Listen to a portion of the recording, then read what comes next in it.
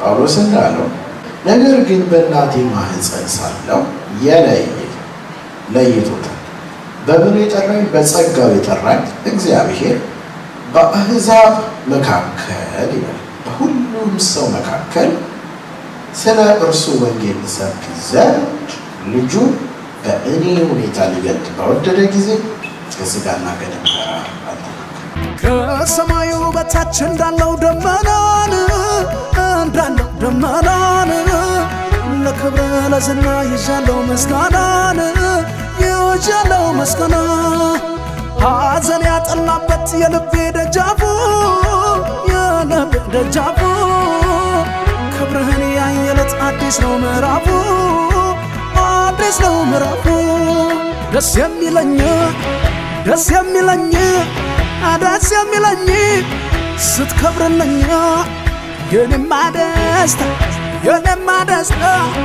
የኔማ ደስታ ስትከብር ጌታ።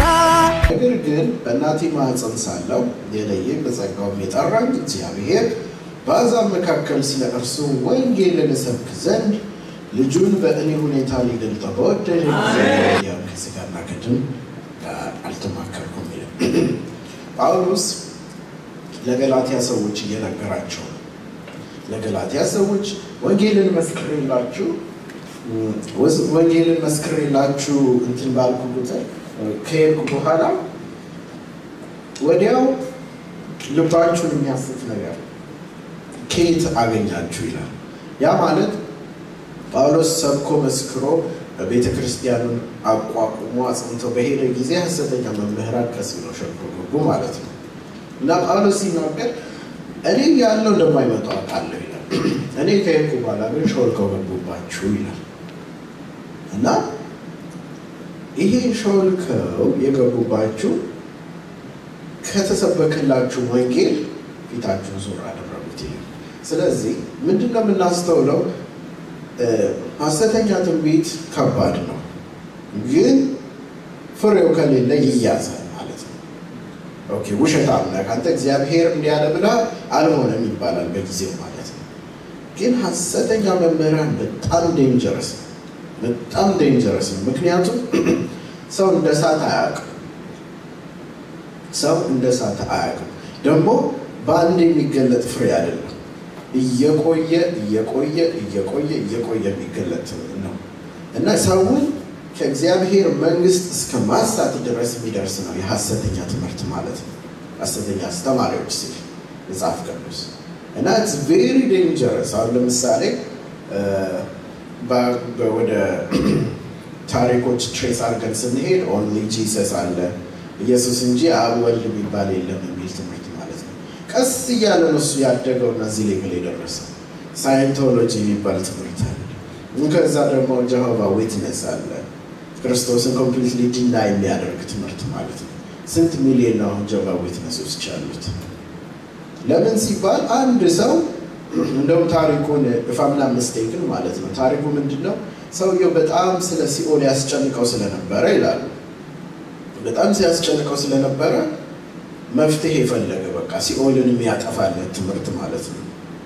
ከዛ በኋላ አይ እግዚአብሔር ፍቅር ነው እንጂ ሲኦል የለም ምናምን ብለው ቀስ ብለው ወደ ጀርባው ዊትነስ ወደሚለው ትምህርት መጡ ይላሉ። እንግዲህ ምን ያህል አኪዩሬት እንደሆነ ባላቅም ማለት ነው።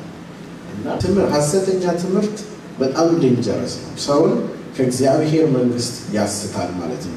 በኢየሱስ ክርስቶስ ከሙታን ባስነሳው በእግዚአብሔር አብ ሐዋርያ የሆነ እንጂ በሰው ያልሆነ ጳውሎስ ከኔም ጋር ያሉት ወንድሞች ሁሉ ወደ ገላትያ ቤተ ክርስቲያን ይልና ከእግዚአብሔር ከአባታችን ከጌታችንም ከኢየሱስ ክርስቶስ ጸጋና ሰላም ለእናንተ ይሁን። ክፉ ከሆነ ከአሁኑ ዓለም ያድነን ዘንድ እንደ አምላካችንና እንደ አባታችን ፈቃድ ስለ ኃጢአታችን ራሱን ሰጠ። ለአብ ከዘላለም እስከ ዘላለም ክብር ይሁን አሜን። በክርስቶስ ጸጋ እናንተንም ከጠራችሁ ከእርሱ ወደ ልዩ ወንጌል እንዲፈጥናችሁ እንዴት እንዳለፋችሁ እደነቃለሁ ይላል ቁጥር 6። ከዛ በኋላ እርሱ ግን ሌላ ወንጌል አይደለም፣ የሚያናውጣችሁ የክርስቶስንም ወንጌል ሊያጣምሙ የሚወዱ አንዳንዶች አሉ እንጂ። ነገር ግን እኛም ብንሆን ወይም ከሰማይ መልአክ ከሰበክንላችሁ ወንጌል የሚለይ ወንጌል የሚሰብክላችሁ የተረገመ ይሁን ይላል። እና ይህ ምንድን ነው የሚናገረው? የሐሰተኛ አስተማሪዎች፣ ሐሰተኛ ነቢያትን አይደለም፣ ሐሰተኛ አስተማሪዎችን። እና ኢትስ ቬሪ ዴንጀረስ እንዳልኳችሁ፣ ምክንያቱም ፍሬው በቀላሉ አይገለጥም። እውነት ነው የሚመስለው። ደግሞ ሐሰተኛ አስተማሪዎች በባህሪያቸው በጣም ካሪዝማቲክ ናቸው። ሲያስተምሩ የውሸት አይመስልም፣ በጣም እንደሚያስደንቋችሁ። ግን ችግሩ ምንድነው? ክፉ ዘርን እየዘሩ ነው የሚሉት። ለምሳሌ ጌታ ኢየሱስ ክርስቶስ ምሳሌ ሲሰጥ ማለት ነው፣ ዘር ተዘራ ይላል። ከዛ በኋላ በንጋታው ሲመጡ ከእሱ ጋር አረም አድጎ ተገኘ ይላል። ለምን ሲባል መልካሙን ዘር ቀን ሰውየው ከሰራ በኋላ ማታ ደግሞ ሌሊት ክፉ አድራጊዎች መጥተው ክፉውን ዘር ዘሩት ይላል። ስለዚህ የምንቀለው ወይ ሲሉት ጌታ ምን አላቸው? ኖ አሁን ከነቀል ነው መልካሙን ፍሬ አብረን እንነቅላለን። ነገር ግን እንጠብቅና ልክ ጊዜው ሲደርስ ሁሉም አንድ ላይ ይታጨዳል፣ እንክርዳዱን ከስንዴው እንለያለን አለ። ታይም ይፈጃል ማለት ነው። አያችሁ፣ ሲያድግ ታይም ይፈጃል። ክፉ ዘር አይመስልም አንድ ላይ ለሚመሳሰለው ማለት ነው። ደግሞ የክፉ ዘር መጥፎነቱ ምንድን ነው? ክፉን እንነቅላለን ስንል ጥበበኞች ካልሆንን መልካሙንም አንድ ላይ እንነቅላለን ማለት ነው። እና ጳውሎስ እንደዚህ እያለ ለገላትያ ሰዎች እየመከራቸው ነው። እና ቁጥር 15 እና 16 ላይ ያለውን ነው ዛሬ ሞር ፎከስ እንድናደርግ የምንፈልገው። እና እንዲህ ይላል፣ ልጁን በእኔ ሁኔታ ሊገልጥ በወደደ ጊዜ ወዲያው ከስጋና ከደም ጋር አልተዋሃደም። ምን ማለት ነው? ልጁን በእኔ ሁኔታ ሊገልጥ ሲል ምንድነው? እኔ በእኔነቴ ማለት ነው። አሁን ለምሳሌ አንተነህ በአንተነህነቱ ነው እግዚአብሔር የሚሰራው እንጂ አንተነህ እጅግ ሳሆን አይለው። ፍቅሩን በፍቅሩነቱ፣ ጌታንን በጌታንነቱ፣ አምባሳደርን አዊ ጫሉ ሁሉ በእያንዳንዱ በተሰጠ ለሁሉ ተሰጥቶታል ይላል። እንደውም ጳውሎስ ሲናገር ሁላችንም ብልቶች ነን ይላል አይደለ? አንዱ አፍንጫ ነው፣ አንዱ አይን ነው፣ አንዱ ለክብር ነው፣ አንዱ ደግሞ ለውርደት ነው። ለውርደት ነው ሲል ለምሳሌ የሚሰጠው ኤግዛምፕል ምንድነው? የቤት እቃዎች ነው። አንዳንዱ ብፌ ውስጥ ቁጭ ላይ ተጣጥሞ ማለት ነው። አንዳንዱ እንደ ድስት ያሉ ደግሞ በሳት ይቃጠላሉ ማለት ነው። ቀኑ ሙሉ ሲቃጠሉ ነው ያሉት። ግን አንተ እንደምትሄደ ሁለቱም ሰርቭ የሚያደርጉት ባለቤቱን መመገቡ ነው። እና ሁላችንም የተለያየ ቦታ ሊኖረን ይችላል። ነገር ግን አንተን አስቆጠር ማለት ነው። ነገር ግን ሁላችንም የተለያየ ስጦታ አለ። በተለያየ ቦታ ነው የምንሰራው፣ በተለያየ ቦታ ነው ስክትክት ብለን የምንሰራው ማለት ነው። ስለዚህ እግዚአብሔር እኛን ሲጠራን በእኛነታችን ይጠራል። እኛ ሌላ ሰውን ልንሆን ስንል ነው እግዚአብሔር የሚያዘው። ሰይጣን ትልቁ ስትራቴጂው ምንድን ነው? ሰዎችን ወደ አገልግሎት ግቡ ብለን ስንጋብዝ የሚሰጡት መልስ ምንድን ነው? አይ ገና አልተዘጋጀሁም፣ አይ እኔ አይመስለኝም፣ አይ እኔ እንትኑ ምንድን ነው እውቀቱ ያለኝ አይመስለኝም፣ እኔ ብዙ ጻድቅ እግዚአብሔር እኔን አይወደኝም ግን ኃጢአቴን አስተካክል ያራግፍ ብዬ ነው የምመጣው ይላል። ኖ እግዚአብሔር ባንተነት ነው የሚወድ።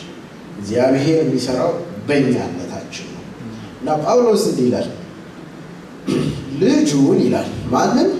ክርስቶስን በእኔ ሁኔታ ሊገልጥ በወደደ ጊዜ ለማን ነው የሚገልጠው? ለአሕዛብ።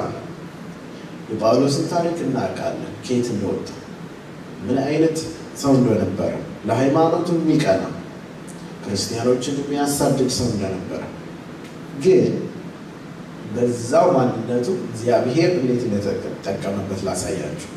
ጳውሎስ ሐዋርያት ምዕራፍ 9 ላይ ጀምሮ ስናነብ ምን አይነት ሰው ነው? በባህሪው በጣም የሚቀና ነው። በጣም ለሃይማኖቱ የሚቀና ነው።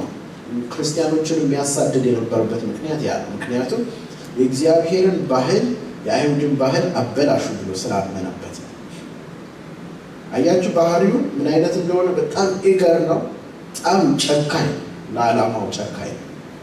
እዛ በኋላ እግዚአብሔር ያችን ማንነቱን ተጠቀመና ወደ እግዚአብሔር መንግስት ሲያመጣው አዲስ ኪዳንን ከግማሽ በላይ ጻፈ ማለት ነው። ያንኑ ባህሪውን የተጠቀመ ያንኑ ባህሪውን ተጠቅሞ ማጆሪቲ የአዲስ ኪዳን ቴስትመንትን ይጻፍ ማለት ነው ጳውሎስ። ማጆሪቲ የወንጌልን ስራ የሰራው እስከ ኤዥያ ድረስ ሄዶ የሰበከው ማለት ነው ጳውሎስ። እንደውም እንዲህ ይላል ሌሎች በተከሉት መሰረት ሳይሆን ራሴ አዲስ ክሬት እያደረኩኝ ነው ወንጌልን የምሰራው ይላል። ምን ማለት ነው? ሰዎች በተከሉት ቸርች እንጂ አይደለም የማገለግለው፣ ነገር ግን አዲስ ቸርች፣ አዲስ እግዚአብሔርን ቤት እየተከልኩ አዲስን መሰረት እያጸናሁ ነው የሚሄደው ነው። ለምን ሲባል ያንኑ የድሮውን ባህሪ ነው እግዚአብሔር የተጠቀመው። ጨካኝነቱን፣ ኢገርነቱን፣ ቅናቱን እሱን የተጠቀመው ማለት ነው።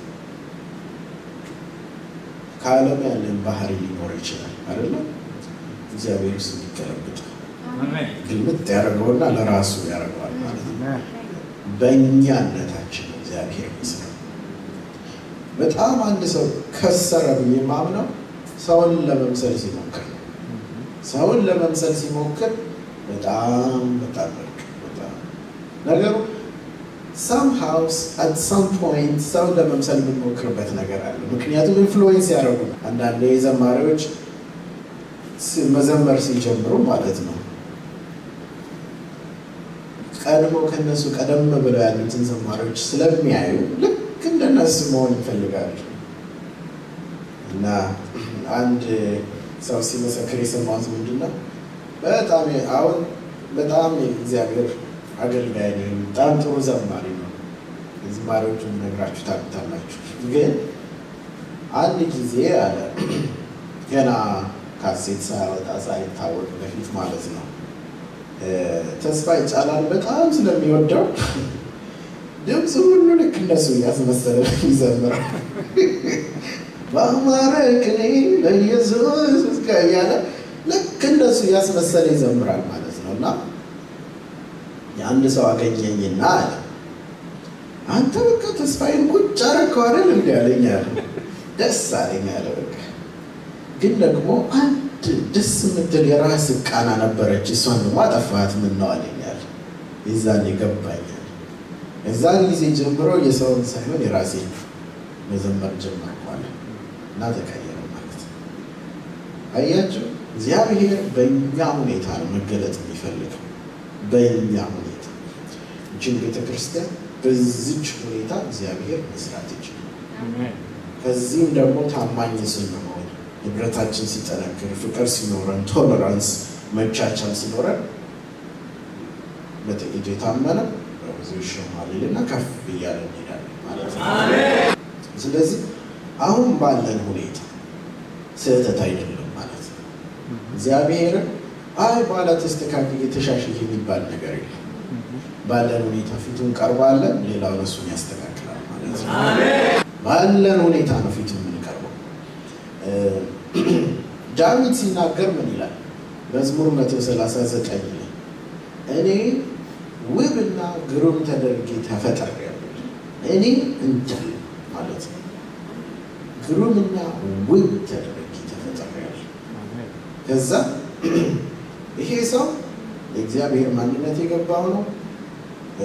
እግዚአብሔርን የሚያውቅ ሰው በማንነቱ ደግሞ እግዚአብሔር እንደሚሰራ ያውቃል ማለት ነው። ዳዊትን ብንመለከት በምድረ በዳ የተማረ ሰው ነው። ማንም ጓደኞች አልነበሩትም። ሂስቶሪያን እንደሚሉት ሙዚቃ የሚጫወት የነበረው ጓደኞች ስለሌሉት አንድ፣ ሁለተኛ ደግሞ አንበሶችና ድቦችን ለማባረር የሚጠቀሙበት ነው። በጣም ብቸኛ ልጅ ነበር። ግን አንበሳና ድብን መግደል ሲለማመድ በምድረ በዳ ብቻውን ሳለ አንበሳና ድብን መግደል በሚለማመድበት ሰዓት እግዚአብሔር አንበሳና ድብን ገድሎ ቁጭ እንዲል ብቻ አይደለም፣ ለቤተ መንግስት እያዘጋጀው ለቤተ መንግስት ነበር የሚያዘጋጀው። ከዛ እሱን ጨርሶ እንዴት ጎልያድን እንደገደለ ታውቃላችሁ? ጎልያድ ሰው ኢዚ ለሱ አንበሳና ድብን መግደል የሚችልና ሰውን እንዴት ያቅተኛል ብሎ ነው። አሁንም ስናስበው በማንነቱ ነው እግዚአብሔር የተጠቀመው ማለት ነው። በማንነቱ ማንንም እንድንመስል እግዚአብሔር አልጠራንም። the only thing ኢሜጁን ኢሚቴት እንድናደርግ የሚፈልገው የልጁን ኢሜጅ ብቻ ነው። የልጁን የኢየሱስ ክርስቶስን ብቻ እንድንመስል ነው። ምን ማለት ነው? ክርስቶስን መሆን አንችልም። ይህንን አጥብቀን ማወቅ አለብን። ክርስቶስን ኢሚቴት ማድረግ ወይም ደግሞ እሱን መምሰል አለብን እና መጠንቀቅ አለብን። ክርስቶስን መሆን አንችልም። ክርስቶስን ግን መምሰል እንችላለን። ምን አይነት ነው ክርስቶስ ስንል? ትሁት፣ ታማኝ፣ ደግ፣ ቸር፣ የፍቅር አምላክና ሰው አይደለ? ሚራራ፣ ለበጎቹ የሚያዝን፣ ይቅር የሚል፣ መስቀል ላይ ሆነው የሚያደርጉትን አያውቁምና የሚል ማለት ነው። አያችሁ? የእሱን ባህሪ ነው ሼር እንድናደርግ የተጠራ ነው። የእሱን ባህሪ ሼር እናደርጋለን። ነገር ግን እሱን መሆን አንችልም። በኃይል ደግሞ ሲገለጥ ምን ይላል ጌታ ኢየሱስ? እኔ ከማደርገው በላይ ልታደርጉ ትችላላችሁ ሲል አጋንንትን ማስወጣት፣ በሽተኞችን መፈወስ፣ እንደዛ ማለት ነው። ታምራቶችን በማን በስሙ ማድረግ። ክርስቶስ በራሱ ስልጣን ነው የሚያደርገው፣ እኛ ደግሞ በሱ ስም ነው የምናደርገው። ስለዚህ ክርስቶስን መሆን አንችልም፣ ግን ክርስቶስን መምሰል እንችላለን። ስለዚህ ዳዊት እንዳለው ግሩምና ድንቅ ተደርጌ ተፈጥሬያለሁ። ያ ማለት ልክ ጳውሎስ የሚለውን አይዲያ ይጋራል። እኔው በእኔነቴ ምንም ሳይጨመርብኝ ሳይቀነስብኝ እግዚአብሔር ይሰራል ማለት ነው። እግዚአብሔር ይሰራል። ሐዋርያቶችን እስቲ እንመልከት። ሐዋርያቶችን ስንመለከት ባክግራውንዳቸውን ብንመለከት እነ ጴጥሮስ እነ እንድሪያስ ምን አይነት ሰዎች ነበሩ? አሳ አጥማጆች አይደለም። እንደውም ጌታ ኢየሱስ ክርስቶስ ለጴጥሮስ ሲነግራ እንዴ ምን አለው? አሳ በፈለጉ ጊዜ ባጡ ጊዜ እንሄዳለን። ከዛ በኋላ አሳዎችን ወደዛ ጣላለው። ከዛ በኋላ አሳ አገኙ አይደለ? ጌታ ኢየሱስ ከዛ በኋላ ምን አለው? ጴጥሮስ እኔ ኃጢአተኛ ነኝና ከኔ ፈቀቅ በል ሲለው ምን አለው? አሳን ብቻ አይደለም ሰውንም ታጠምዳለህ። የነበረውን የድሮ ፕሮፌሽን ገለበጠውና ሰው አጥማጅ አደረገ። የመጀመሪያው ሰባኪ ማን ነው? ጴጥሮስ። 3000 ሰዎችን በአንዴ አጠመደ ማለት ነው። አያችሁ፣ ጌታ ኢየሱስ በማንነታችን ይሰራል። እዛ አሁን እንደ ማቴዎስን ደግሞ ብንመለከት ታክስ ኮሌክተሮች ነበሩ። ታክስ ኮሌክተሮች ማለት ሞር የሚጽፉ ካልኩሌት የሚያደርጉ ምናምን። የማቴዎስን ወንጌል ማን የጻፈው? ማቴዎስ አይደለ? ዶክተሮቹ ደግሞ ነበሩ እነ ሉቃስ፣ ኢንተሊጀንቶቹ ማለት ነው።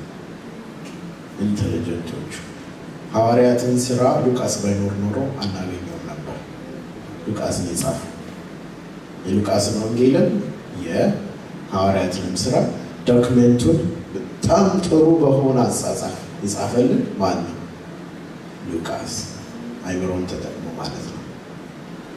ድሮ በዶክትሬት እንትን ምንድን ነው ሐኪሞች እንደዚህም ብለው ሐኪም አይሆንም አይደለ? የሆነ ኢንተሌክቹዋል አቢሊቲ አላቸው አይደለ? የሚጽፉት ነገር ይኖራል ምናምን እሱን ጌታ ተጠቀምና ለእኛ ደግሞ ዶክመንት አደረገ። ስለዚህ እግዚአብሔር መስራት የሚፈልገው በእኛ ሁኔታ ነው። በእኛ ሁኔታ ሰውን መምሰል ወይም ደግሞ ሌላ ነገር መምሰል ኪሳራ ነው።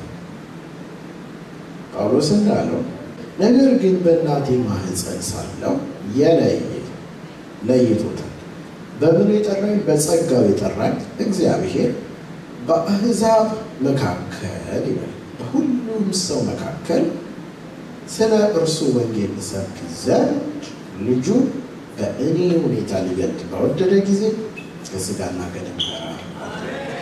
ከደም ጋር አልተማከርኩም ማለቱ ምን ማለቱ መሰላችሁ?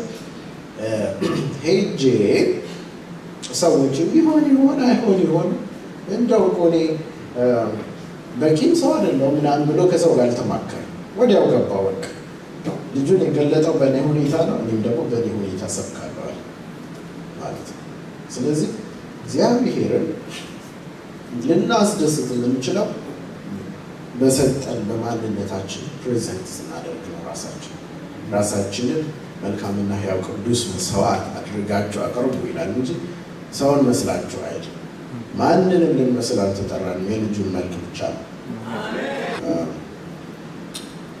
እና ታዲያ የመጨረሻውን ኮንክሉድ ከማድረጌ በፊት እሺ እግዚአብሔር በእኛ ሁኔታ ይጠራናል አይደለ? ታዲያ እኛ ምን ማድረግ አለብን ስንል እንዲሁ በቃ አሁን በዓለም ሳለን ተሳዳቢዎች እንደነበረን በቃ እግዚአብሔር በእኔ ሁኔታ ነው የሚሰራው እና አሁንም ልሳደብ ማለት አይደለም። ወይንም ደግሞ ሰካራሞች ከነበርን አሁንም በእግዚአብሔር ቤት መተን በቃ በእኔ ሁኔታ ነው የሚሰራው አሁንም ሰካራም እንሁን ማለት አይቻልም። ራስን ማዘጋጀት ደግሞ ራሳችንን ደግሞ ሼፕ ማድረግ ደግሞ የኛ ኃላፊነት ነው። ቁጥር 17 ላይ እንዲህ ይላል ከሥጋና ከደም ጋር አልተማከርኩም ካለ በኋላ ጳውሎስ በዛው ገላትያ ላይ ከእኔም በፊት ሐዋርያት ወደ ነበሩት ወደ ኢየሩሳሌም አልወጣሁም፣ ነገር ግን ወደ አረብ ሀገር ሄድኩኝ፣ እንደገና ወደ ደማስቆ ተመለስኩኝ ይላል። ከዚያም ወዲያ ከ3 ዓመት በኋላ ኬፋን ልጠይቅ ወደ ኢየሩሳሌም መጥቼ ከእርሱ ጋር 15 ቀን ሰነበትኩ ይላል። አያችሁ፣ ጳውሎስ ከተጠራ በኋላ ያደረገው ኦኬ እግዚአብሔር ጠርቶኛልና ቸርች ልክፈት አይደለም፣ ወይም ደግሞ እግዚአብሔር ጥሪ ያለብኝና ከዛሬ ወዲህ ነብይ ነኝ ብሎ ራሱን አስብ። ነገር ግን ያደረገው ምንድነው? ራሱን ለየና ተማረ ማለት ነው። ራሱን ሼፕ አደረገ በእግዚአብሔር ቃል፣ እግዚአብሔር መንፈስ ራሱን ሼፕ። እዚህ ጋር ቁጥር 17 ላይ የሚናገረው ምንድነው? ወዲያው ከሥጋ ወስኗል ይሄ ሰው እግዚአብሔር እንደሚያገለግል። ነገር ግን ራሱን 3 ዓመት ለየ። እዛ ጋር እንደሚናገረው ማለት እንደውም አንዳንዶች እንደሚለው 15 ዓመት ነው በአረብ ሀገር ሄዶ ራሱን ትሬን አድርጎ የመጣው ነው የሚሉት ጳውሎስ። እና ያም ሆነ ይሄ ዓመቱ ምንም ይሁን ምንም፣ ነገር ግን ጳውሎስ ምን አደረገ? ራሱን ለይቶ ትሬን አድርጎ ራሱን ሼፕ አድርጎ ተመልሶ መጣ ማለት ነው። እንደዛው እንደነበረው አይደለም። ስለዚህ እግዚአብሔር በእውነትም በእኛነታችን ነው መገለጥ የሚፈልገው። እኛኑ እንዲሁ እንዳለን የጠራን፣ ነገር ግን እንዲሁ እንዳለን ከጠራን በኋላ የልጁን መልክ ለመምሰል ደግሞ ራሳችንን ሼፕ እናደርጋለን እና ሰውራ ስቲል አልመሰልም፣ ማንንም አልመስልም። ነገር ግን ማስተዋል ያለብን እንዲሁ ነው እግዚአብሔር የጠራኝ ብሎ እንደፈለጉ መሆን አይቻልም። መገራት ሻርፕ መደረግ አለብን ማለት ነው። ሻርፕ ካልተደረግን እርሳስ ሻርፕ ካልተደረገ መጻፍ አይችልም ማለት ነው። እንደዛ ማለት ነው። ስለዚህ ጳውሎስ ድጋሚ ሲናገር ምን ይላል? ቁጥር 16 ላይ እግዚአብሔር በእኔ ሁኔታ ሊገለጥ በወደደ ጊዜ እሺ አልኩ፣ ታዘዝኩ፣ ማንንም አላማከርኩ፣ አሜን ብዬ ሄድኩ፣ ግን ደግሞ ራሴን አስተካከልኩ እያለ ነው ማለት ነው። ስለዚህ ዛሬ ከዚህ የምንማረው በእውነት እግዚአብሔር በማንነታችን ነው የሚፈልገው በእያንዳንዳችን ኤቭሪቲንግ። ነገር ግን እኛም ደግሞ ሪስፖንሲቢሊቲያችንን መወጣት አለብን። ያ ምንድነው? የልጁን የኢየሱስ ክርስቶስን መልክ እየመሰለን እንሄድ ማለት ነው። ይህን ደግሞ የሚያስችለን እግዚአብሔር ብቻ ነው። የፈጠርካቸው የሰራቸው ክብር ሲያመጡ እንዳቅማቸው ሁሉ እንደገባው እንደተረዳ ፊት ወድቃል በየማለዳው እስትንፋስ ያለው ያንተ እጅ ሥራ በኩራት አፉን ሞልቶ ቢያወራ የታደለ ነው የተመረቀ የመፈጠሩን ልኩን ያወቀ።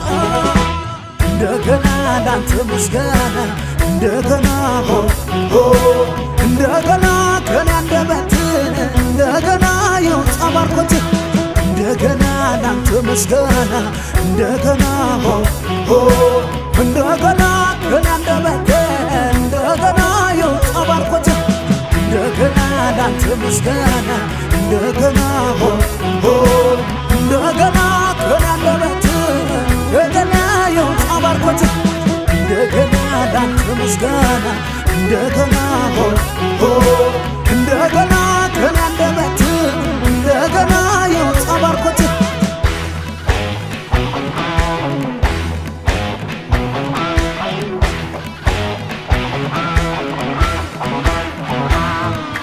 ከሰማዩ በታች እንዳለው ደመና ለክብር ለዝና የዣለው መስገኑ ሐዘን ያጠላበት የልቤ ደጃፉ ክብርህን ያየለት አዲስ ነው ምዕራፉ።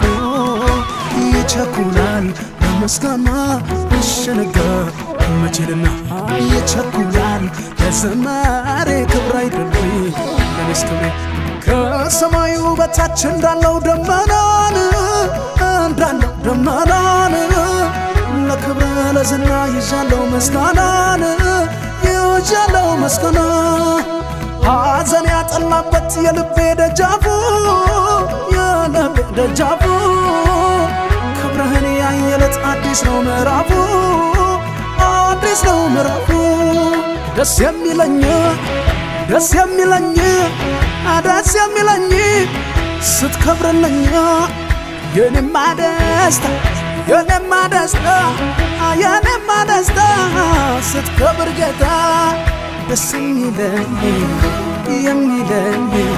ደስ የሚለኝ ስትከብርልኝ የኔማ ደስታ የኔ ደስታ የኔማ ደስታ ስትከብር ጌታ ደስ የሚለኝ